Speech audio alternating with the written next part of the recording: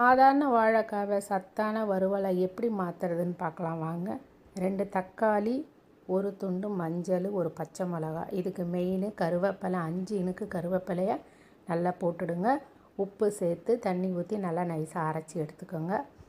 2 வாழைக்காவை cut பண்ணி வச்சுருக்கிறத கொஞ்சம் தண்ணி ஊற்றி 2 நிமிஷம் வேக வைங்க. நிறைய வெந்துடக்கூடாது, கொஞ்சமாக வெந்தால் போதும். அது எடுத்ததுக்கப்புறம் நம்ம அரைச்சி வச்சுருக்க மசாலாவை சேர்த்துட்டு மிளகாத்தூள் உங்களுக்கு காரம் எவ்வளோ வேணுமோ அதுக்கேற்ற மாதிரி சேர்த்துட்டு எண்ணெய் போட்டு இந்த நம்ம மசாலாலாம் தடவி வச்சுருக்க வாழைக்காவையும் போட்டு கொஞ்சம் அந்த மசாலாவும் அது மேலே ஊற்றுங்க.